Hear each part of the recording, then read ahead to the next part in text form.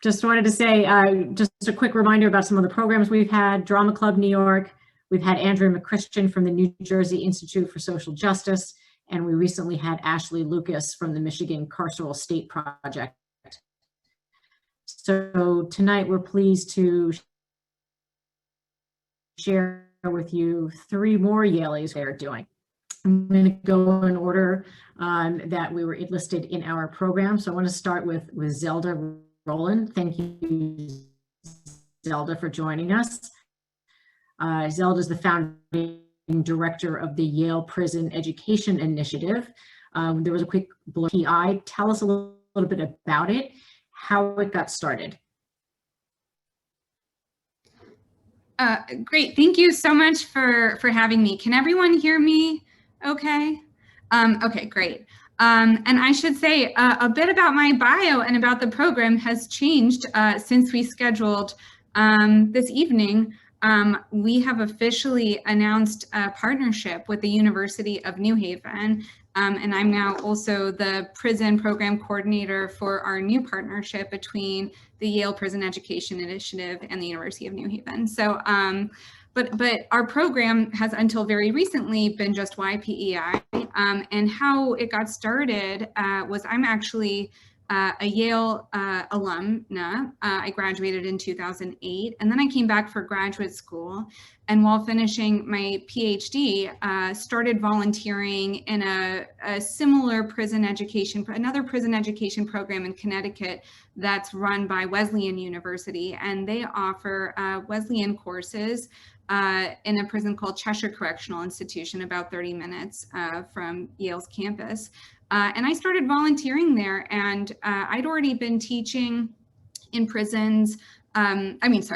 Prisons. I'd already been teaching on campus at Yale for a number of years. I'd been teaching Yale summer session. I'd been TAing, I'd been teaching my own classes. But when I walked into those Wesleyan courses, the students there were truly the best students I'd ever encountered. And it was those students at Cheshire who really encouraged me, and a lot of, I should say, colleagues, faculty at Yale, graduate students at Yale who'd also been volunteering through Wesleyan, to start a program at Yale. They said, you know, this program at Wesleyan is really amazing, but there's a lot of other prisons in Connecticut, and this program is only in this one prison and another female prison.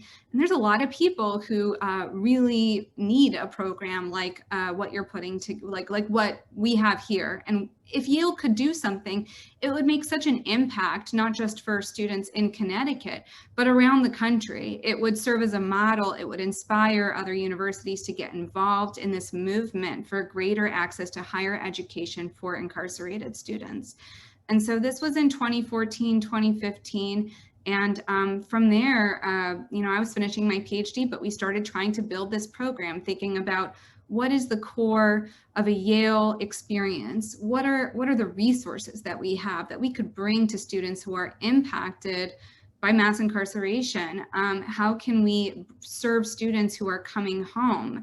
And so this has been a long process, but in 2018, we offered our first credit-bearing Yale courses to students in a few different prisons, but one of them, and where we've continued to operate, is a high maximum security adult prison in Suffield, so about 50 minutes from our campus. And we did our first applications for any Yale alumni here might recognize, you know, English 120, reading and writing the modern essay, a very classic Yale course. And that was the first class we offered. And we could offer 12 seats because that's how big the course is on campus. For every class, we match the rigor, the standards, the evaluation, assessment, exactly what we're doing on campus. We're extending the same course, the same syllabus, not altering it for students in prison. And we got 600 applications for that first round. So we've been offering Yale classes for some number of years now, but I met, and I see my colleague Bill Carbone from University of New Haven is here on the call.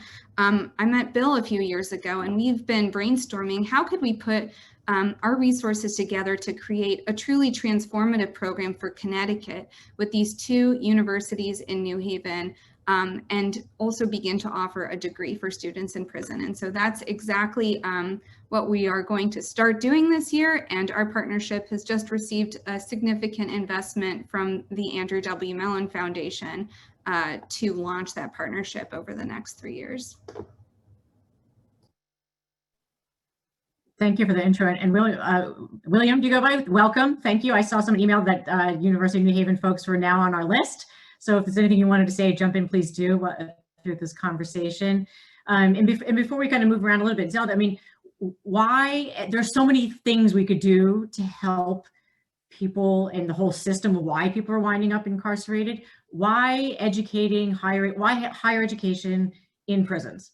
Why that, how did that speak to you? And how does it compare to some other, I mean, we've got some other ways of addressing these issues, but why this particular? Yeah, I mean, my colleague, James Jetter, who maybe some of you have met, who works with me, he was one of those students who I met in the initial Wesleyan program. And when he got out after serving 20 years and as a New Haven native, we spend a lot of time talking about this. What is the intervention of education? And James has something that I keep, posted right above my desk on a Post-it, but prison is about who you were, college is about who you could become. And to me, moving the access and the opportunity and the social networks that college presents is something that has the potential to truly transform people's lives.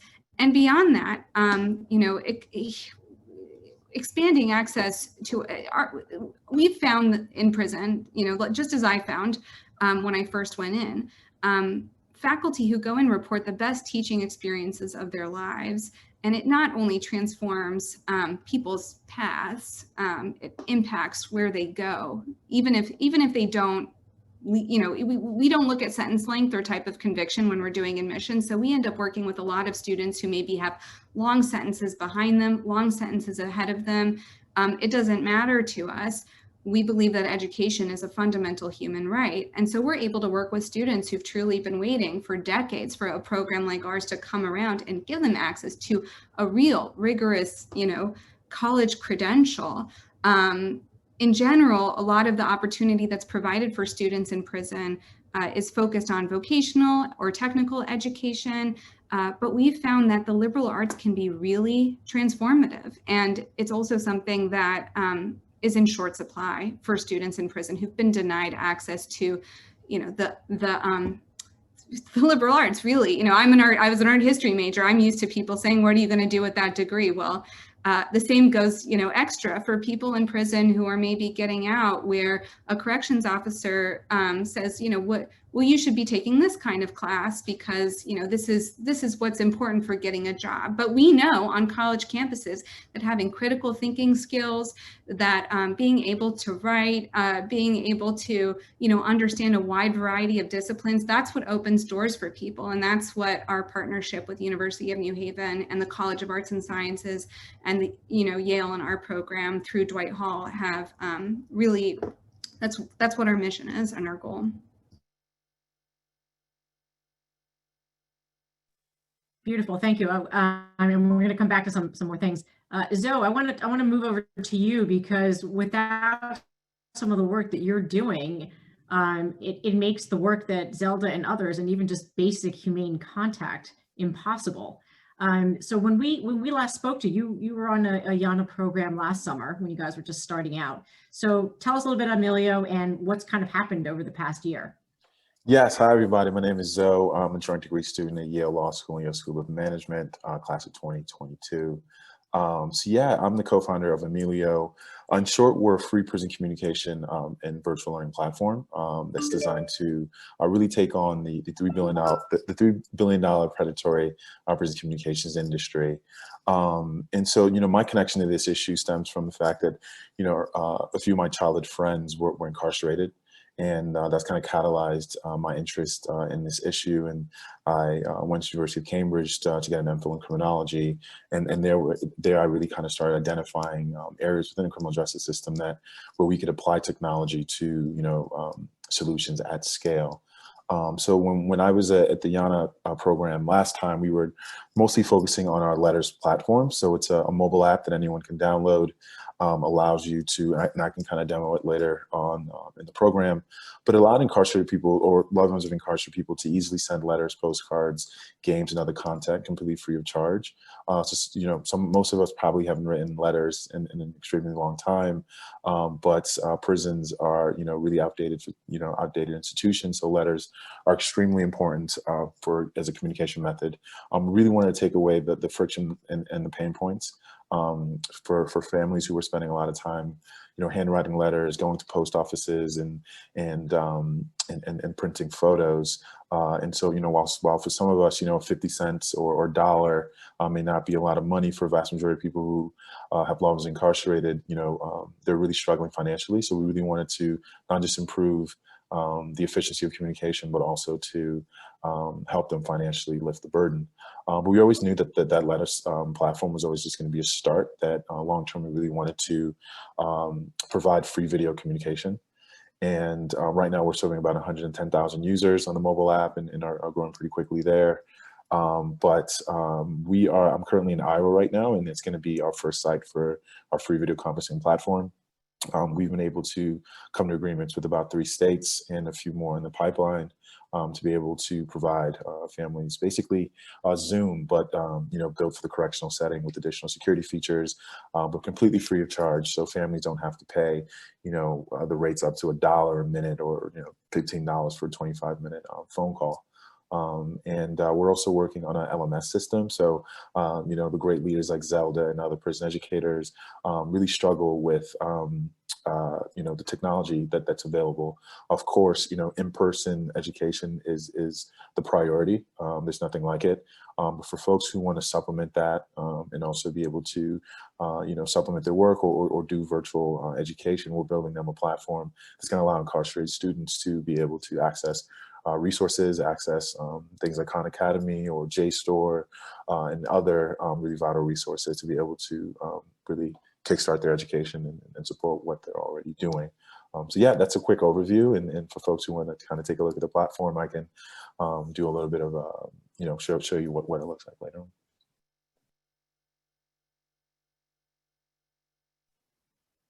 I'm not sure how good our internet bandwidth, but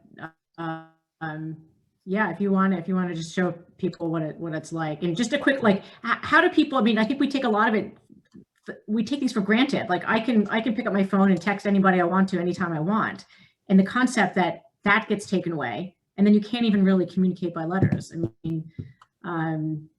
So having something like this, it's amazing that, for most of us, we don't even think about it. And you guys figure that that's something which seems so basic. You're trying to restore to their lives. Yes. Can you hear me? Am I still? Looks great. Great. Yeah, it looks great. We can see your screen. Great. So yeah, this is our mobile app that allows users to send letters. So pretty much you log onto the platform, you create an account, and you don't have to know anything about incarcerated loved ones except for their names. We have a search feature that allows you to be able to pull all their information, include it here, and then you can just start sending letters and postcards, just like you could send a text or an email. So that's how this works. We have a memory lane feature that allows folks to be able to access past content that they've sent, be able to, cherish, past conversations they have with their loved ones.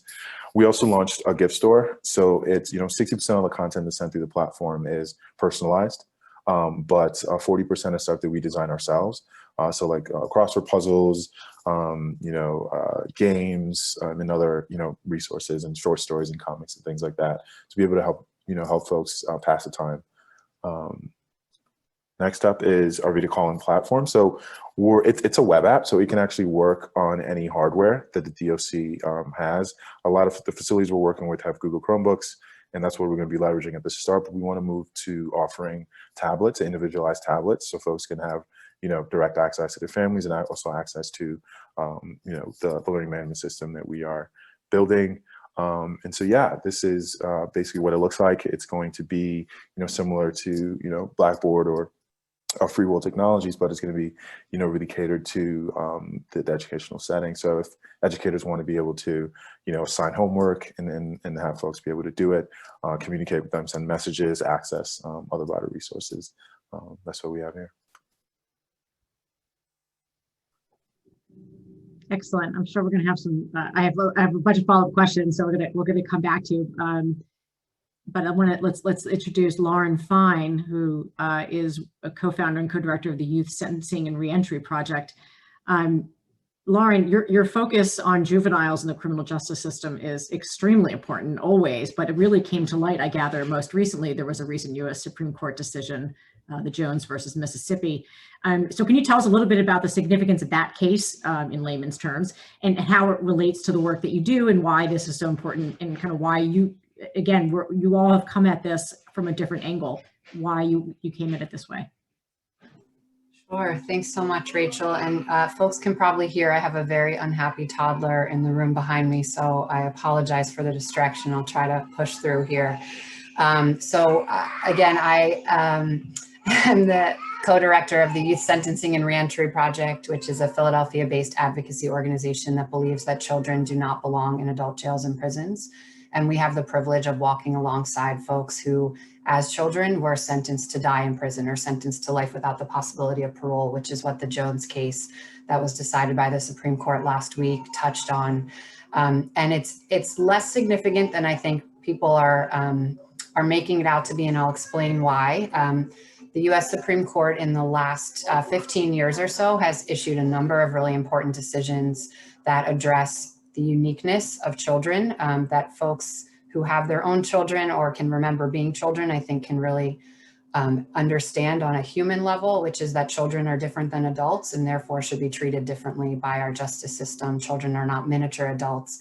And therefore we stopped in 2009 sentencing children to die by the death penalty in this country. We then stopped in a series of decisions sentencing children to life without the possibility of parole for non-homicide crimes. And then we stopped sentencing children to life without the possibility of parole in a mandatory way, meaning we have to actually look at the factors in the case. How old were they? Were they 10? Were they 17? Were they the person most directly involved in taking another life? Were they a lookout on the corner who made a bad decision but had no idea what might transpire? And so that was a case called Miller v. Alabama in 2012, and the court later made that retroactive, but subsequently in this most recent case in Jones last week said that in order to sentence a child, and again, just to be really clear, we're talking about under the age of 18. So, in my home state of Pennsylvania, as young as 10 is on the table. We're saying that a child can still be sentenced to die in prison to life without the possibility of parole, and we don't need to find that they are the rare or unusual child who is so-called irredeemable, in the court's words. I would argue that no child is irredeemable and that you can't determine that when they're 10 to 17 years old, but that's what the court found this past week. And it absolutely relates to our work, because our work is about demonstrating to the folks who make these decisions, primarily prosecutors and judges, that children are more than their worst act, in the words of Brian Stevenson, that we are all more than our worst act, and that we should be understanding not just what a child did, but why they did it and the context of the situation that led to them being involved in court. And so my co-founder and I started YSRP in 2014, just really recognizing that there was a fundamental flaw in the way that our system was treating children, primarily Black and brown children, primarily poor children. And my home city of Philadelphia was the most responsible for sending children to die in prison. Here in Philadelphia, we've sentenced more than 300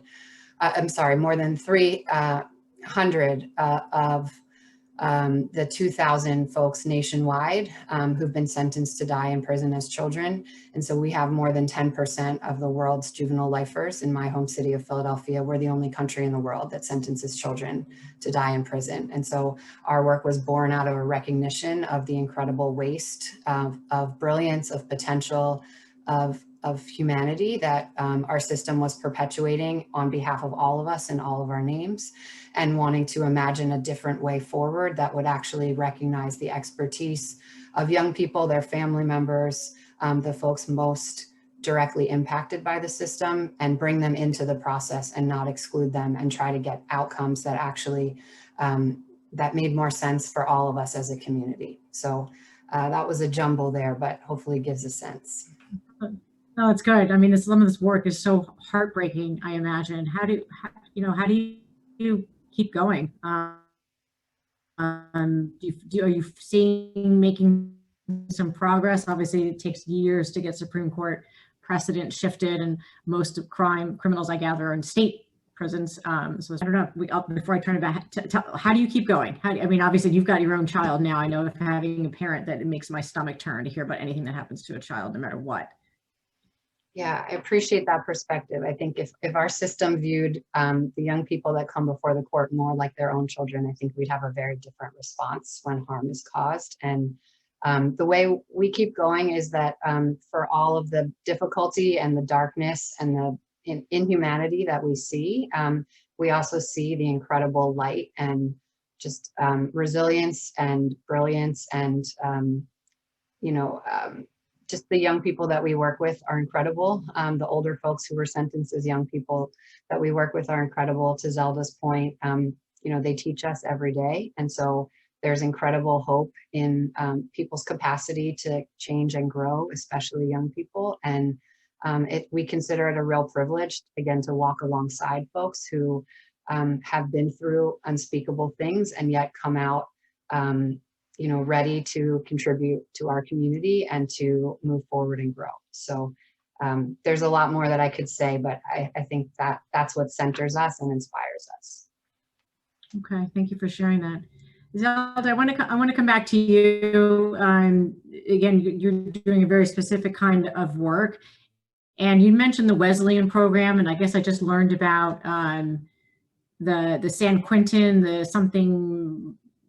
I just forgot, was it got a prison education, another one around. I gather there are several of these around the country, and obviously you're making lives different and improving them where you are in Connecticut. But in other words, like, is there a thought about, is there an alliance? I mean, how much would it take, and where does it need to go where every incarceration system, for the fact that we shouldn't have a lot that we have, but given the system, should have access to this kind of higher education, should have access? Or is everybody kind of working in little pockets? Like, how is it working systemically around the country, Zelda? Yeah, that's a great question. First, also, let me just say, it's such an honor to be, I'm always so moved to hear, Zoe speak. I've heard Zoe speak before. Lauren's like amazing to be on this panel with you.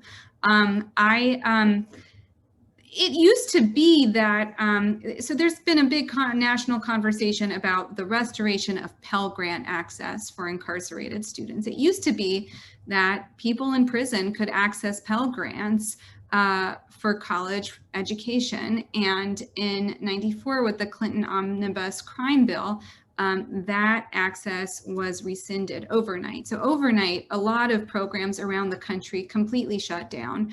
And between '94 and the early 2000s, there was really a very limited number of college programming in any prison around the country. And the Barred Prison Initiative, which was mentioned in the comments here, and is our partner through a national consortium for the liberal arts in prison. They do 6 different, they do barred college AA and BA degrees in 6 different prisons in New York State, and they've been going since 1999. And they were able to start up after they realized that there was this complete lack of opportunity in prisons for college learning, really through private philanthropy and private funding. And over the years, there has been a growing national call to reinstate that Pell access for students in prison, so that there can be a more, we do liberal arts programming, but there should be more of everything, because people in prison are not just one thing. There are all kinds of, and there are a lot of people who want the vocational and technical programming, but there's just very little of everything. And amazingly, in December 2020, so just recently, Congress Congress did vote to reinstate Pell Grant access for incarcerated students. And this is just a huge national victory for all of us. It won't really go into effect until somewhere on or before July 2023. So in the interim, we're really, all of the programs that we work with are still kind of relying on, private philanthropy funding to put our programs together. There has been an experiment. They first did an experimental sites initiative through the Department of Education to trial how the Pell access would work. And there are a few sites in Connecticut, but it really is becoming a growing national project. But rather than, being sort of one, kind of organization across the country, what's happening? I mean, there are different sort of practices of higher education in prison. So like we have this national consortium for the liberal arts in prison, and through our consortium, we're affiliated with WashU and Goucher and Wesleyan and Bard. But there's also, I should say, the thing that this does, it just enables a lot more colleges and universities to get into. I mean, we really believe that more places should have a higher education in prison program, should invest in students in prison to be future leaders and citizens. We read the mission statement of Yale College as a sort of beginning of everything we do. We kind of look to see how does this program actually fall in line with the mission of the university. And if the mission is to seek extraordinarily promising students from all over the world and to educate them with the aim of cultivating future leaders and citizens, I know I say the mission of the university a lot, then it is our charge to find those very promising students and to imagine them as future leaders, as being just as impacted future leaders of all these movements that we're talking about. So yeah, that's a longer answer than maybe you hope. No, but that's good. That's great. I mean, one of my questions was like, how much coordination is there? What's going on? And I was not aware about this. I would imagine unless people are in the space would not know about this restoration of Pell Grant access. I mean, I'm never surprised that there's some underlying systemic, not one key, but there are a couple things that can actually really move the needle that help all of you who are doing your work really start to have better impact. So well, let me also just quickly say, I mean, because I know there's a lot of Yale alumni on this Zoom, it's so important that Yale is doing this. I can't tell you how many times a week I'll get a call or an email from a peer institution who had no luck trying to create a prison education program at their own university. But seeing that Yale is investing in this work and that, we're partnering with the University of New Haven, we're going to be offering degrees, our faculty are interested in doing this, our alumni are interested in doing this. It has empowered places like, Princeton and Stanford to start getting programs together. It has empowered Harvard to really think about, well, why weren't we first to this, And it of course, all these universities respond to competition, but then you have the proliferation of impact beyond that, regionally. Once each of these universities starts doing it, it really is, it's an exciting moment for this field.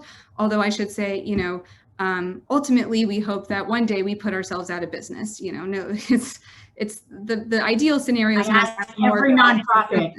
Yeah, absolutely. exactly. I always ask a nonprofit, what will it take to put you out of business? So go ahead, you can finish your thought on that. Oh, you want to know? A dramatic decrease in the number of people in prison, if not, abolition is the horizon that we're looking at. And we've dramatically decreased the number of people in prison in Connecticut, but the number is still going down. And, having 600 people apply to our program it's not a great thing. That need and that demand is horrific to think about, that there are 600 people in one prison, the largest prison in the Northeast, who want to challenge themselves, who are signing up for who are signing up for 5 weeks of reading very difficult literature. it's not it's a number that, you know, we're proud of, you know, that we can admit a number of students selectively, but it's also a number to very much not be proud of. Thank you. I thought that was a very good point.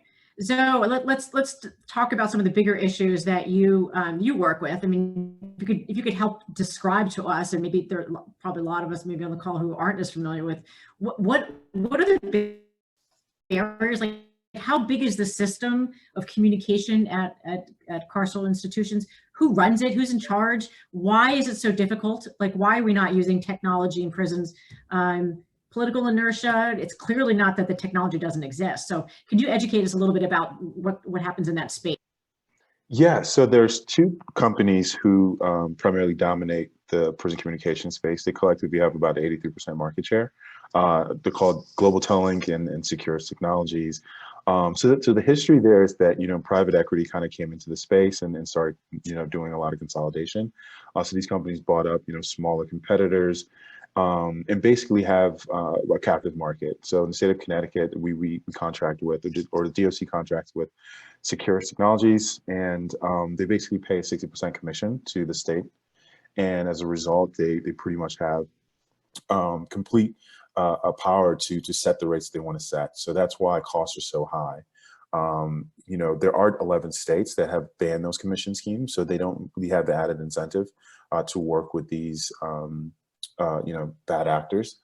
And you know, the research shows us that the more contact one has with their loved ones and with the outside world, the much better they do post-release. So it's incredibly counterproductive, not just immoral, but also incredibly just, you know, irrational to be placing a regressive tax on some of the most vulnerable people in our community.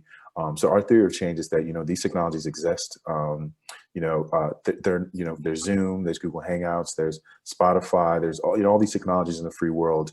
But for folks on the inside, they're being, you know, charged exorbitant fees just to access poorer quality versions of those. There's, of course, the DOCs will tell you that there are security restrictions, right? So like Zoom wasn't created for a correctional setting, where Department of Corrections want to have, you know, access to just make sure that they're verifying who the users are and having real-time access to some of the calls.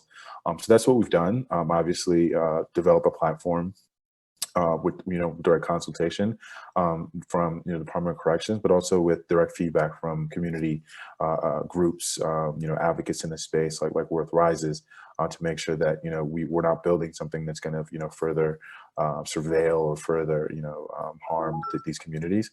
But our theory is that, you know, these technologies are free, and we're going to make them free for folks who are incarcerated. And, you know, we luckily, you know, got some donation from some well-known Silicon Valley founders, Jack Dorsey, Eric Schmidt, and some others. So they really gave us the seed capital to be able to kind of get this thing off the ground. But long-term, while we want to be free, we also want to be sustainable. So we plan to, you know, charge the Department of Corrections, you know, reasonable fee, much cheaper than what is currently on offer, to be able to, you know, scale this across the country and make sure that folks have real-time access to and free access to their loved ones. Has there been antitrust litigation, or you know, or is everything just so kind of, you know, corrupt, for lack of a better word, at sort of the state level, that there's, you know, you have to really dig to uncover it to find out who's paying who and why these have the stronghold? How are you making entrees? Yes, that's a great question. No, there is a case right now in Maryland, a class action case arguing that these companies are colluding, and the you know, the evidence looks pretty damning, that there have been conversations and they're setting rates, you know, direct consultation with each other. But you know, right now, basically, our strategy has been to focus on those states without commission schemes. So you know, while, you know, we kind of had this, you know, stereotype of correctional officials and correctional staff to be, you know, regressive actors, we found that a lot of these places, you know, there are progressive-minded leaders that are really looking for ways to lower costs and get free access to a lot of these technologies And so, you know, even though Iowa is a kickback state, we're actually launching here first. So they were eager to, you know, start using these free platforms because they know, you know, in their literature, they know that more contact means less recidivism and also safer facilities. And so, yeah, we found a lot of inroads already, and we have basically, you know, agreements with 3 states and have a few on the pipeline. Our program director, Andrew's actually on this call, and he's, you know, incredibly responsible, or very much responsible, for a lot of the traction we've gotten so far, you know, liaising with, you know, DOCs and staff and cold calling. And so we've just been really applying, you know, startup culture and really trying to, you know, build things, great products, but do them fast and get them in the hands of people right away. And yeah, so that's kind of how we've done it so far. I'll ask you the version that I asked Zelda. I mean, what's it going to take to get the kind of technology and communications, which I assume not only, as you said, reduces recidivism but it can't be pleasant to work in these places if people are miserable. There's no contact with the outside world. I imagine having this, it would just change the whole environment and feeling of being in these facilities and a positive flow. So what would it take to get your stuff everywhere, or whether it's you or something like that? Yeah. And then what do we need to do to shut you guys down? Yeah, that's a great question. Yeah, to get us everywhere, it'll take. So as I mentioned, there's a lot of traction already. We're getting inbound interest from DOCs, so there's a lot of traction there. But for a lot of these states that really are tied to these commissions, in some places, you know, as I mentioned, in Connecticut, it was up to 60%. But Connecticut actually just appropriated about $13 million, you know, because, you know, Josh Elliott and folks like Bianca Tylek and other leaders have been really pushing for free phone calls. And so Connecticut is actually moving in the right direction. But you also have, you know, cities like San Francisco, San Diego, New York City that have shifted the cost to, you know, the budget, to their budget. And, you know, some, you know, people might say, you know, well, taxpayers shouldn't be paying for incarcerated people's communications. You know, if it's a, you know, economic argument that people have, then it's in their interest to pay for the communications, because, you know, it costs on average, you know, $35,000 to incarcerate someone. And if you can make a dent in the recidivism rates, that's going to drastically save, you know, states and taxpayers a lot more money, but also, you know, make communities safer, because we are, you know, not breaking the bonds that keep folks from returning to prison. So, you know, it's going to take, you know, donations, of course. You know, we're a nonprofit, so if you're looking to support, feel free to donate, but also just pushing, you know, at the legislative level, like we've seen in Connecticut and like we've seen in San Diego and San Francisco. Good. Okay. Well, I hope you can, and whether we do it now in the chat or after the program, I hope each of you will share, you know, big thinking things with us, not only the links to your organization, but other ways people can support and lobby and push for and advocate for the kinds of things that will eventually put you out of business. We want to help do that. I want to get back, Lauren. So what are some of the larger issues that, you know, you're struggling with, and you kind of, or your work is struggling with? I said you walked us through some of the things that the Supreme Court is getting. What do we need to do to get this country? And I guess a lot of these are probably, I don't know how many are state crimes, how many are federal, but you know, getting these states to treat people, to look at more holistic approaches. And so we're not trying to get people out, but we're trying to build a system so they're not getting in there in the first place. So talk to us at a 30,000 foot level. What do we need to do to kind of address this issue that you work on every day? Yeah, thank you for that question. There's so many different ways to answer it, but I'll try to pick off kind of some different sizes. So at the core, I think we need a fundamental reallocation of resources in the way that we, you know, it costs a tremendous amount, as Zoe said, to incarcerate folks. In Pennsylvania, it's $48,000 a year to send a person to an adult prison. In the juvenile justice system, that number is approximately $250,000 a year. So imagine what that money could be spent on with far better results. That's sort of most macro level, what we could be doing differently. As far as the justice system that I work in, most young people are charged in state courts, very few in the federal system where there are additional protections for children. But in the state systems, we have laws that were responsive to now debunked mythology about the super predator children that primarily rose to prominence in the 1990s, that were rooted in racism, that were, again, debunked by the folks who actually put them forward, researchers at prominent institutions up and down the East Coast. And they allowed us to pretend that children are something that they're not. We use words in our justice system to talk about juvenile delinquents, offenders. No one talks about their own child or an honor roll student as a juvenile. You talk about a student or a child or your son or daughter. So on the very micro level, we can use language to reclaim the humanity of young people, to think about folks who go into the system not as a criminal or an offender or even a defendant, but a person who has come into the justice system, a child who has committed harm, really centering the humanity of the folks who enter these systems.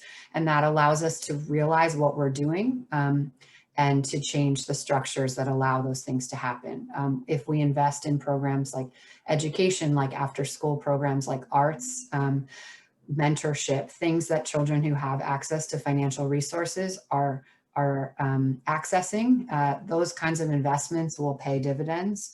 And I'll put it in the chat as well, but my organization does both direct service work, so in the legal system through reentry, but also policy advocacy work. And we need to change the law that allows children to be charged as adults. In Pennsylvania, we have currently a task force that's looking at our entire system from top to bottom as far as how we treat children in the justice system. And I'm part of a coalition called Care Not Control, which is pushing forward a progressive and sort of much more responsive reaction to what happens when a child commits harm, and how we can think very differently and actually save us all money, but have much better outcomes as well. So would invite folks to join us. There's a petition that you can sign. There's other ways to get involved on the Care Not Control website. And again, I'll put that all in the chat. Thank you. I had a question about that. Has there been much incorporation of some of the new brain science that comes in? You know, your prefrontal, believe me, I have to do this all the time when I'm ready to throttle my own kids. And I'm like, their prefrontal cortex is not fully developed. It's not their fault. They can't make rational decisions yet. I mean, is that getting incorporated at all into the law? Absolutely, at the highest levels. So the United States Supreme Court has really incorporated that in some of the decisions that I referenced that are much more recognizing that the brain is not fully developed until the mid-20s. And the American Psychological Association, the American Pediatric Association, American Medical Association have all weighed in all of the most recent cases. And the court sort of has taken that to heart. The problem is that it hasn't quite trickled down to the state level where most cases happen, and it hasn't quite made its way through legislatures where folks are still sort of stuck in this tough on crime posture, not smart on crime. And so the science hasn't sort of permeated in ways that I think would move us forward really tremendously.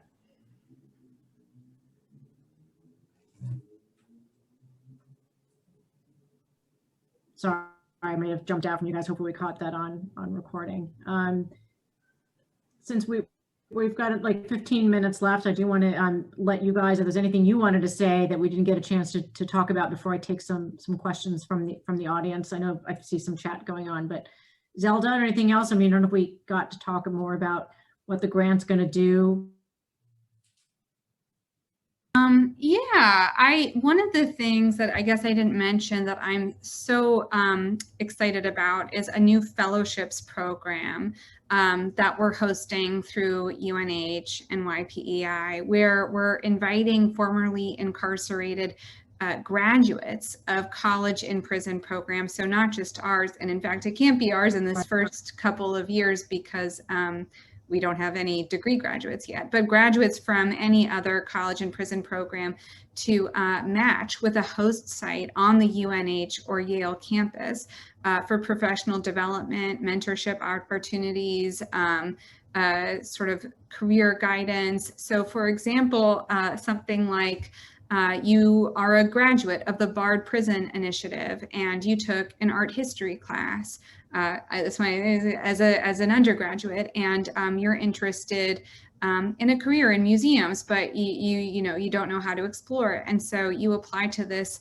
2-year fellowship, which we're envisioning as like an artist fellowship, giving people the time and space to explore, what path they want to go down in their lives. And we match, for example, with the Yale Art Gallery, or, let's say someone is interested in criminal justice or youth justice. We can match them with the Tau Youth Justice Institute at UNH, which Bill is the director of, or bringing people into these sort of mentored positions that doesn't just place them in careers based on their impact by the system, based on their exposure to prisons, but that really centers the student, that centers, where someone wants to go with their life, what they're interested in, because it's not just, nurturing. It's not just, in our best interest to nurture these, future leaders and scholars and citizens, but it also transforms these centers and sites on campus while doing this secondary thing, which is amazing and important, of, kind of hopping over the ban the box limitations of hiring practices on university campuses. This is not, a low-level employment opportunity. It's a very high-level fellowship, and we're specifically seeking formerly incarcerated graduates. And it's one way that our campuses can actually serve alumni of these regional programs that preceded us, like Wesleyan and like Bard, and like there's a few other programs out there like that.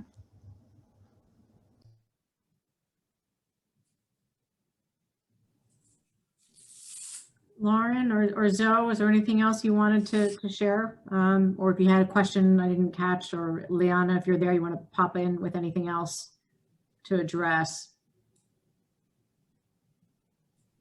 No, I didn't have anything else to add. Thanks so much for the opportunity.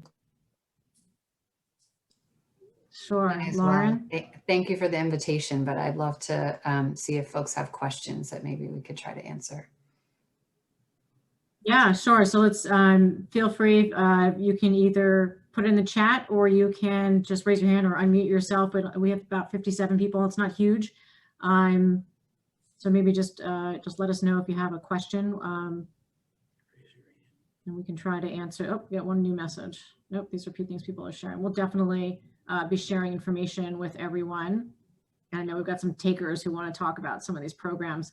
I mean, one of the things we wanted to say is that obviously we welcome and invite everyone to support and just spread the words about what each of these organizations and institutions is doing. And one of the things that YANA always wants to do is be able to harness the power of our network. And if we can't bring a bunch of Yale and other smart and intelligent and motivated people together to try to help push the needle on this, to make the work that these organizations are doing even better, more impactful, and then hopefully not necessary one day, then that is within our moral purview to do. So please support them. You can support us and allow us to do this. I'm not sure we've had, like they said, I don't know if all these people have been on the panel at the same time. So I'm glad to hear that Yale University is supporting some of your work and that we're making some inroads, and that Lauren, that you guys have support that are looking at sort of nationwide some of these policies. And that's where I think we can really lend some benefit. Obviously, you need to be able to pay your staff, and there's all sorts of things about running a business, but there's some bigger issues that we all can really, if we put our heads together, can actually start to solve some problems.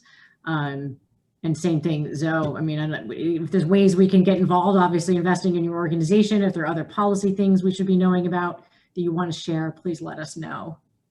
Put them in the chat. Yep, we got some thank you. Feel free to do that. We're shameless here. We're all nonprofits. We need donors. So spread the word and help support us. I want to see if anybody else have any questions. Leon, anything else? I don't have a Q&A, so it's just a chat question. Do you feel hopeful? That's a beautiful question.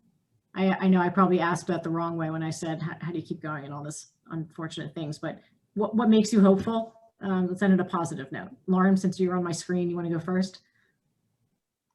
Sure. I'm hopeful that more than 50 people joined this webinar tonight to talk and learn about this subject. And We see growing movements of uprising in this country right now, recognizing that criminal justice is a racial justice issue, that the justice system is built on a legacy of slavery and white supremacy, and we have to start undoing that. It's functioning just as it was intended to, and there's so many more folks sort of involved in that conversation and starting to try to ask questions like these and to think through much smarter and better ways to respond to very real issues in our communities. And that makes me hopeful. And frankly, I'll say it again, the young people that I work with and their capacity for just remaining positive, remaining human in systems that are designed to take away their humanity, it makes me feel hopeful. It makes me inspired every day.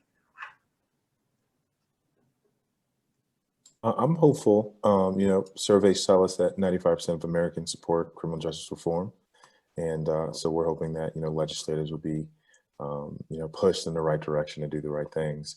But also because, we launched our first product in March 27th of 2020. And a little over a year now. And we're already, have contracts with, several state prisons. And so, the interest in this space and providing free access to free communication tools and technologies to incarcerated people is, rapidly growing. And so, that keeps us hopeful. Dennis has a question. Please go ahead and unmute yourself and Yep. Can you hear me? ask. Yep.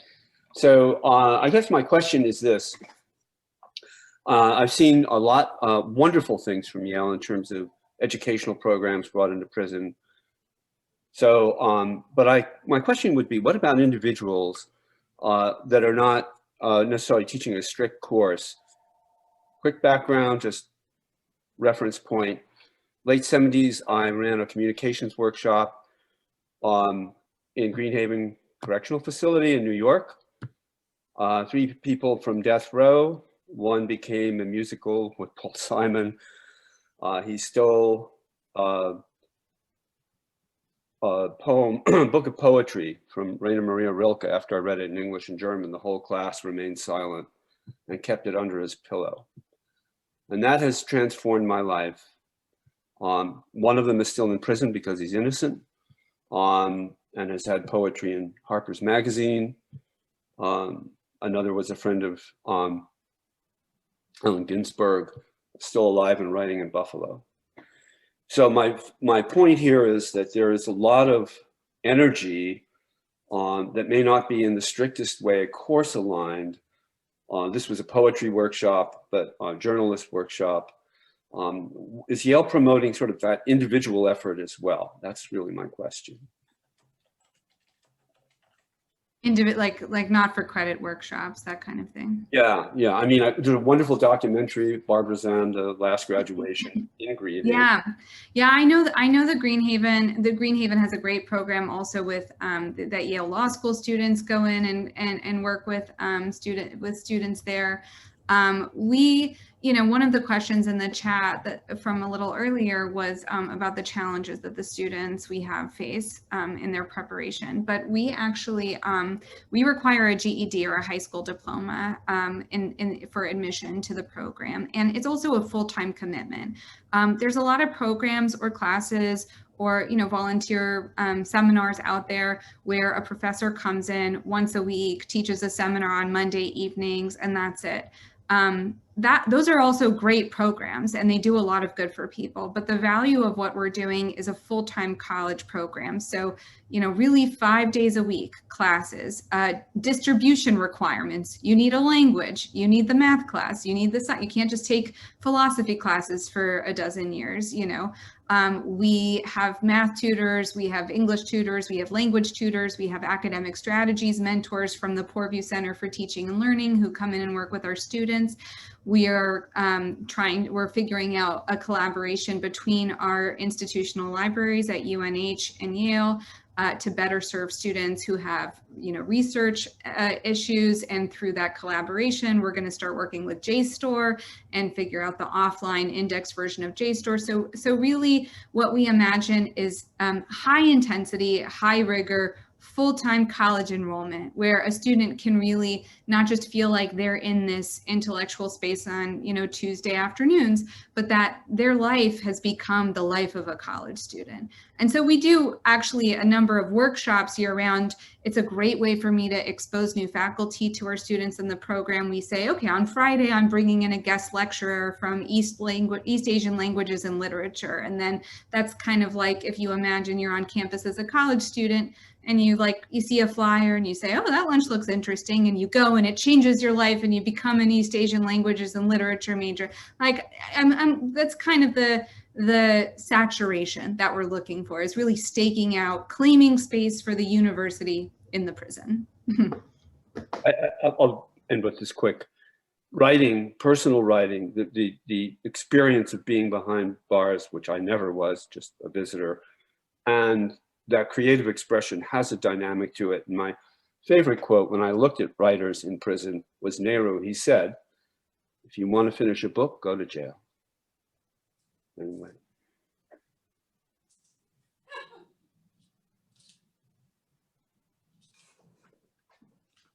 All right, thank you for your comments. I have someone else who's been waiting for chat.